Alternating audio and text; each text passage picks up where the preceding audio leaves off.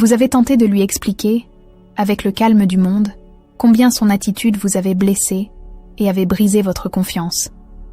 Et que s'est-il passé? À l'instant précis où vos mots ont atteint ses oreilles, la guerre a éclaté. Son expression a changé, toute empathie a disparu, et une avalanche d'accusations, de reproches et d'attaques personnelles s'est abattue sur vous. Au milieu de ce déluge de critiques, la poitrine serrée par l'angoisse et l'estomac noué, vous avez pris la décision que vous ruminiez depuis des mois, voire des années. Vous avez battu en retraite. Vous avez ravalé vos larmes, baissé la tête, gardé le silence. Dans votre esprit las, épuisé par tant de discussions stériles et stériles, vous vous êtes persuadé que le silence était la meilleure solution. Vous croyiez de toutes vos forces que si vous ne répondiez pas, la tempête s'apaiserait, la paix reviendrait et le conflit serait enfin évité. Après tout, on dit bien qu'il faut être deux pour danser le tango.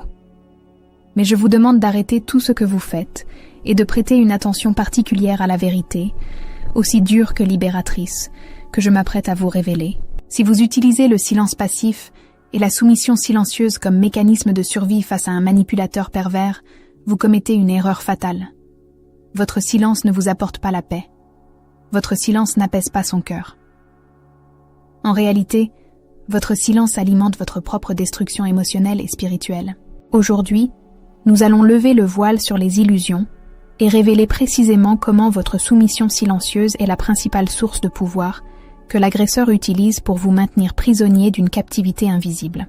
Avant d'explorer en profondeur les racines spirituelles et psychologiques de ce schéma destructeur afin que vous puissiez vous en libérer, je vous prie de liker cette vidéo et de vous abonner à la chaîne dès maintenant. Votre action contribuera à diffuser ce message d'espoir à des milliers d'autres personnes qui souffrent en silence, victimes de manipulation. Le premier obstacle à lever dans votre esprit est le diagnostic erroné que vous avez établi depuis le début de votre relation. Face à son comportement explosif, froid ou punitif, vous pensez naïvement qu'il s'agit simplement d'un problème de communication. Vous croyez qu'il ne comprend pas vos sentiments, qu'il est très stressé par son travail, ou que vos personnalités sont tout simplement incompatibles. Vous essayez de lire des livres sur les couples, de modifier votre façon de parler, d'appliquer des techniques de dialogue. Mais la réalité, froide et clinique, est que vous n'avez pas affaire à un problème de communication. Vous avez affaire à un système de contrôle absolu.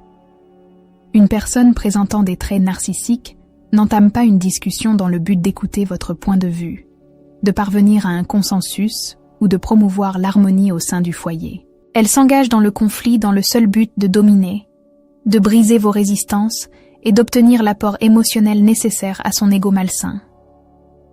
Lorsqu'il vous attaque cruellement et que vous répondez par un silence soumis, vous avez l'illusion de désamorcer une bombe.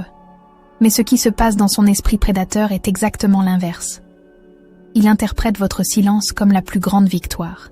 Votre silence est la confirmation visuelle et émotionnelle que sa tactique de terreur psychologique a fonctionné à la perfection.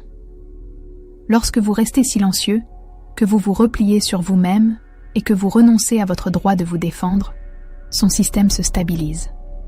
Il comprend immédiatement qu'il lui suffit d'élever la voix, de proférer une menace à peine voilée, ou d'user de froideur pour que vous vous soumettiez. En choisissant de ne pas le contredire pour éviter le chaos, vous n'apaisez pas votre foyer.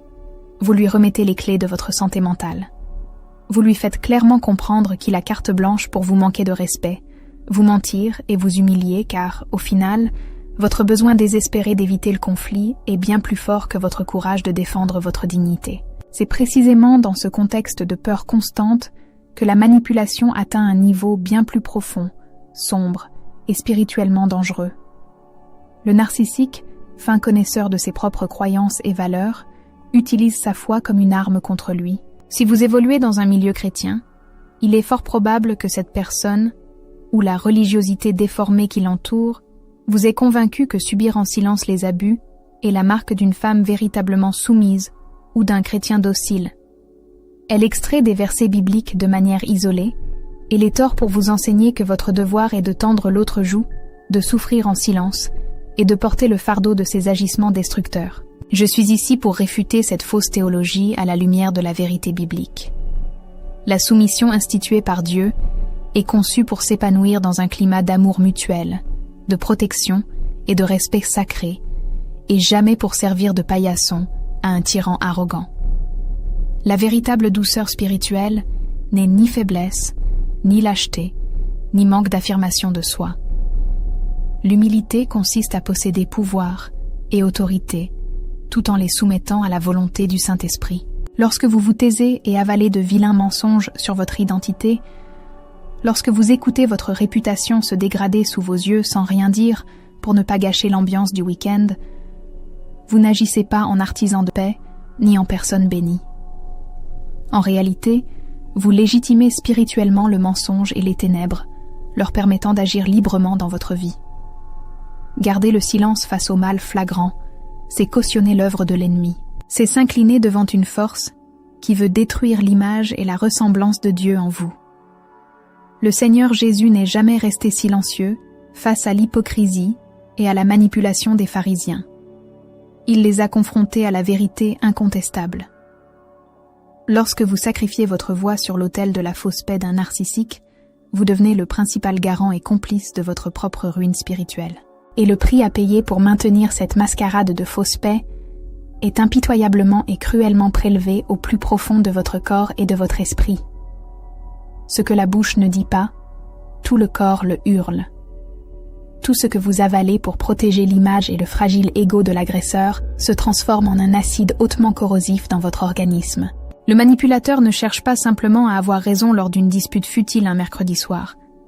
L'objectif principal de son existence est d'éteindre complètement votre lumière, d'étouffer votre intuition et de vous faire cesser d'exister en tant qu'être humain pensant et doté de sa propre volonté. Et votre silence constant est l'arme parfaite pour atteindre cet objectif d'asphyxie émotionnelle. Chaque fois que vous refoulez votre douleur, chaque fois que vous taisez vos opinions et réprimez vos préférences pour éviter une crise de rage, vous construisez un sombre cimetière d'émotions mortes dans votre poitrine.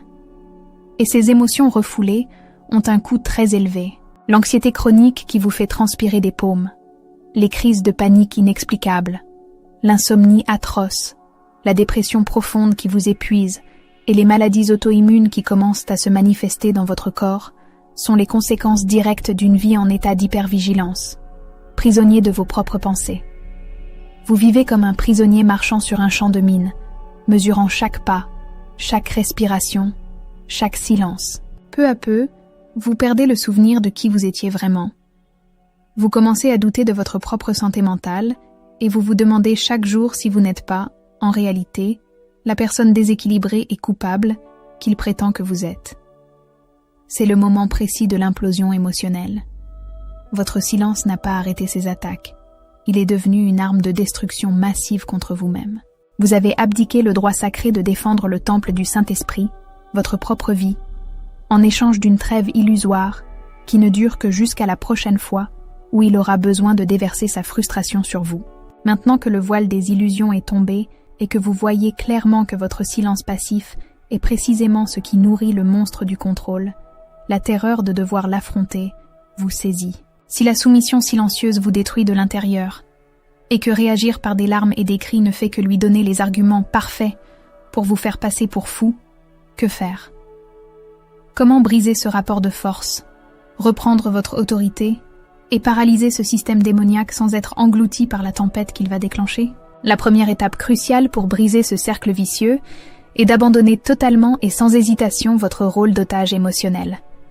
Pendant tout ce temps passé à subir les violences de votre conjoint, vous avez été conditionné à agir comme une experte en déminage dans votre propre maison.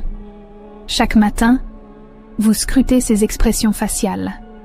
Analysez le ton de sa voix lorsqu'il vous dit bonjour et le poids de ses pas dans la maison, dans le but de deviner son humeur du jour. Vous avez développé un véritable radar pour anticiper et éviter les éléments déclencheurs de ces explosions. Mais je dois vous dire la vérité. Vous n'êtes pas responsable des émotions d'un homme adulte. Vous n'êtes pas le Saint-Esprit. Et vous n'avez pas l'obligation de surveiller votre comportement 24 heures sur 24 pour tenter de calmer un tyran. Cette hypervigilance que vous appelez prudence est en réalité une forme de divination émotionnelle qui emprisonne votre âme. Vous avez laissé son humeur dicter votre vie. Pour briser le cycle de la soumission, Vous devez prendre la décision consciente de supprimer ce qui l'alimente, votre peur. Le narcissique tire sa force de la certitude que vous êtes terrifié par sa réaction. À partir d'aujourd'hui, vous cesserez d'agir sous l'effet de la peur de ses représailles, en cas de contradiction. Vous ne chercherez plus à apaiser le monstre, mais à honorer Dieu et à protéger votre propre intégrité mentale. Lorsque vous déciderez, au plus profond de votre cœur, de ne plus être pris en otage par le silence ou les menaces voilées, le système de contrôle commencera à perdre de son élan. Vous vous étoufferez sous l'effet de la manipulation. Le cœur protégé de la peur de sa réaction, vous passez à la mise en pratique de votre nouvelle attitude, l'adoption de la stratégie du mur. C'est précisément là que vous comprendrez la différence cruciale entre la réaction émotionnelle destructrice et la communication inflexible qui paralyse l'agresseur. Le prédateur émotionnel veut, et a désespérément besoin, que vous perdiez le contrôle. Il veut que vous pleuriez, que vous criez, que vous envoyiez des messages interminables pour vous justifier et que vous imploriez d'être compris. Il veut vous plonger dans la confusion, car c'est là qu'il règne, afin de pouvoir ensuite vous accuser et faire croire à tous que vous êtes la personne instable et folle du couple. Votre réponse s'appuiera sur la sagesse inébranlable du prophète Néhémie. Lorsque ses ennemis l'encerclèrent et commencèrent à crier d'en bas, à le railler, à le provoquer et à tenter de le faire descendre du mur qu'il reconstruisait, Néhémie ne descendit pas pour discuter. Sa réponse fut brève, froide et objective. « Je suis occupé à un travail important et je ne peux pas me permettre de baisser les bras. » À partir de cet instant, adoptez cette position. Lorsque le narcissique ment, déforme vos propos ou tente de vous rabaisser, reprenez la parole, non pour le convaincre de quoi que ce soit, mais pour affirmer la vérité froide, directe et clinique. Regardez-le droit dans les yeux, sans hausser le ton, et établissez le fait. Ce que vous venez de dire est un mensonge. Ou encore, je n'accepte pas et ne tolérerai pas ce ton de voix ici. Parlez fermement, tournez le dos et mettez fin à la conversation. Ne vous justifiez pas. Ne vous défendez pas contre des accusations absurdes. N'attendez pas la permission de poser vos limites. Posez simplement une barrière et retirez-vous. Reprendre la parole n'a pas pour but de le faire s'excuser, car un manipulateur est dépourvu d'empathie.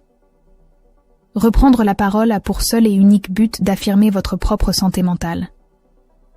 Lorsque vous dites la vérité et que vous lui tournez le dos, tout en gardant votre sang-froid, vous le déstabilisez complètement.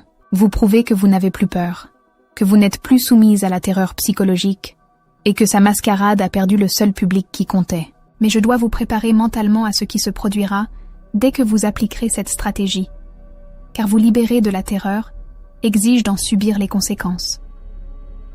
Il faut comprendre que le narcissique déteste plus que tout au monde perdre le contrôle. Lorsque vous brisez le cycle de la soumission silencieuse, lorsque vous posez des limites claires et refusez de vous engager dans un combat stérile avec lui, sa machine à manipulation se dérègle. Le système s'effondre. Et un animal acculé qui voit ses tactiques échouer ne se calme pas. Il devient imprévisible. L'agresseur tentera d'aggraver la situation pour vous forcer à retourner dans le piège dont vous venez de vous extirper. Il intensifiera ses menaces, vous accusera d'être froid et insensible, jouera la victime à outrance, ou vous infligera le traitement silencieux le plus cruel, glacial et punitif que vous ayez jamais subi. Il aura recours à la diffamation sournoise, essayant de convaincre vos enfants, vos amis et votre famille que vous êtes soudainement devenu une personne cruelle et invivable. C'est précisément à ce point de rupture que l'immense majorité des gens cèdent, s'excusent pour la limite qu'ils ont imposée et se taisent à nouveau, juste pour mettre fin à ce chaos insupportable. Mais vous ne reculerez pas d'un pouce. La tempête qu'il déclenchera n'est pas le signe que vous avez mal agi, et encore moins que vous êtes un mauvais chrétien.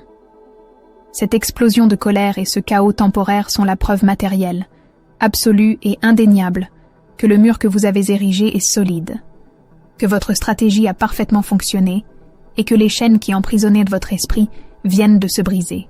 Le dernier obstacle à votre libération totale est d'endurer cet échec systémique en vous confiant entièrement à la justice du Seigneur. Vous ne devez en aucun cas tenter d'apaiser le prédateur. Laissez-le se débattre avec sa propre frustration. Laissez-le affronter le vide de ne plus pouvoir gâcher votre journée d'un simple changement d'humeur. Votre silence n'est plus un silence de peur et de soumission, mais le silence majestueux de celui qui sait qui il est en Dieu et qui n'a pas besoin de prouver sa valeur à un homme au cœur endurci. Le Seigneur ne vous a pas appelé à vivre dans une fausse paix entretenue par la destruction de votre propre identité.